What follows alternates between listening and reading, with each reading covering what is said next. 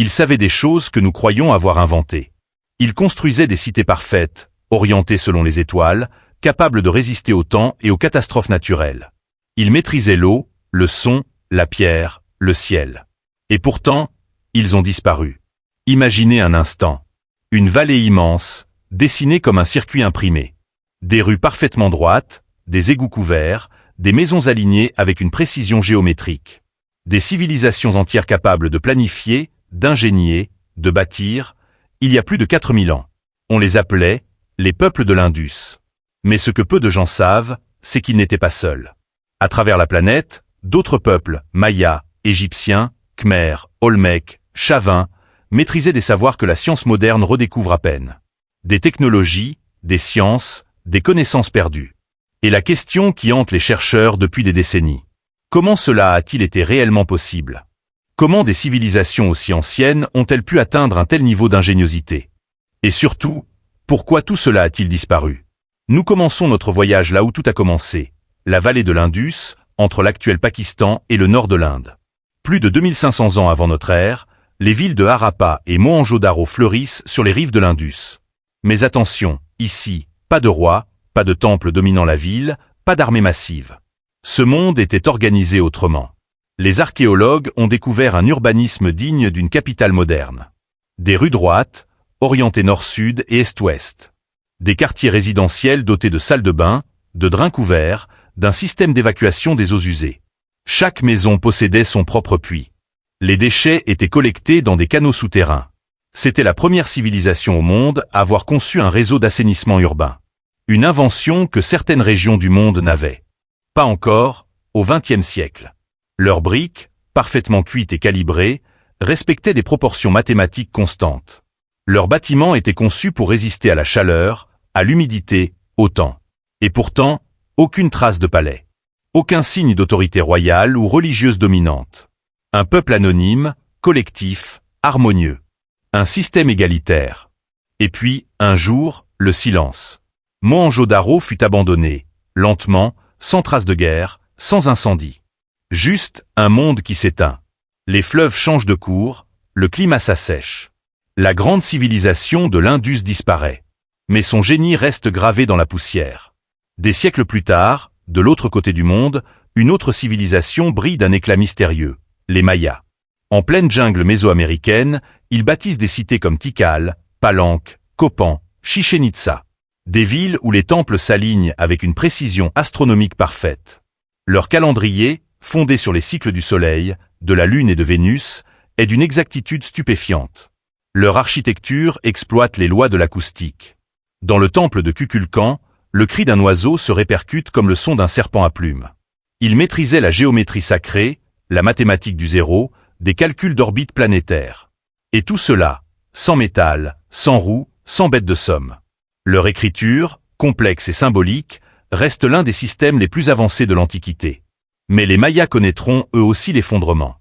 Les pluies se sent, la sol se puisent, les guerres éclatent entre cités. Leur monde, autrefois verdoyant et florissant, s'étiole sous le poids de la faim et du feu. Et la jungle reprend possession de leur temple. Et si nous allions plus loin, plus à l'est, dans les forêts du Cambodge, s'élève un autre prodige, l'Empire Khmer. Son joyau, Angkor Wat, la plus grande structure religieuse jamais construite sur Terre. Mais Angkor n'était pas seulement un temple. C'était le cœur d'un système hydraulique gigantesque. Des réservoirs, des digues, des canaux couvrant des centaines de kilomètres. Un contrôle de l'eau si sophistiqué qu'il a nourri des millions d'habitants pendant des siècles. Ce que les satellites révèlent aujourd'hui dépasse tout ce qu'on imaginait. Un réseau de gestion de l'eau et de l'irrigation à l'échelle d'un empire. Les ingénieurs khmers régulaient les crues, évitaient les sécheresses et maintenaient un équilibre écologique d'une précision presque algorithmique. Et puis, encore une fois, le silence. Les forêts engloutissent les canaux. Les temples se couvrent de mousse. Le génie hydraulique s'effondre, victime d'un changement climatique brutal et de guerres internes. Alors, que nous disent ces histoires? Elles ne sont pas isolées. Partout, on retrouve les mêmes signes.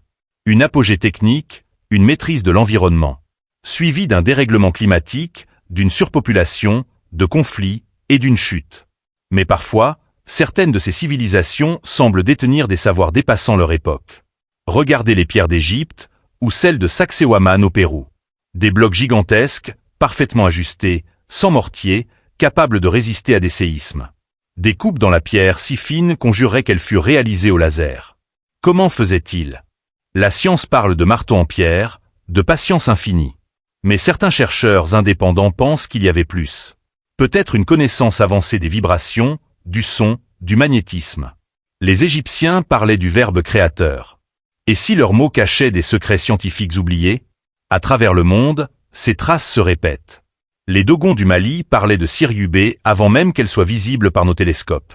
Les Olmecs sculptaient d'immenses têtes de basalte avec une symétrie parfaite. Les bâtisseurs de Pumapincu, dans les Andes, travaillaient la pierre avec une précision de micromètre. Tout cela pose une question vertigineuse. Sommes-nous vraiment les premiers? Et si notre conception du progrès n'était qu'un cycle? Et si d'autres, avant nous, avaient déjà atteint un haut niveau de connaissance, avant de tout perdre? L'histoire officielle ne l'admet pas. Mais les ruines, elles, racontent une autre version. Une version où les anciens ne sont pas des primitifs, mais des maîtres du réel. Imagines. Une humanité qui maîtrisait l'énergie de la nature, qui comprenait le lien entre la matière et la vibration. Des civilisations où la science et la spiritualité n'étaient pas opposées, mais complémentaires. Des sociétés capables d'équilibrer le progrès matériel et la sagesse intérieure. Et si c'était justement cela, leur secret? Peut-être que ces civilisations ont disparu non pas à cause de leur ignorance, mais à cause de leur excès. Comme nous, elles ont défié la nature, puis subi son retour de flamme. Peut-être que leur chute est une mise en garde. Regardez autour de nous. Le climat change, les ressources s'épuisent, la surpopulation croît. Nous bâtissons des mégalopoles, des réseaux planétaires, des systèmes interconnectés. Mais nos fragilités sont les mêmes. Alors la question n'est plus « qu'ont-ils su ?», mais plutôt « avons-nous retenu la leçon ?» Chaque ruine, chaque temple, chaque pierre semble nous murmurer la même vérité. Tout ce qui monte finit par tomber. Mais dans cette chute, il y a un espoir. Celui de comprendre, d'apprendre, de reconstruire. Autrement. Parce qu'au fond, peut-être que les civilisations anciennes n'ont jamais vraiment disparu. Elles vivent encore, à travers nous, à travers ce besoin de comprendre le monde, de le maîtriser, de bâtir quelque chose qui nous dépasse. Elles sont notre miroir, notre avertissement et notre héritage. Et si nous écoutions enfin leur message? Et si, dans leurs ruines, se cachait la clé de notre propre avenir? Le passé n'est pas mort. Il dort, sous nos pas.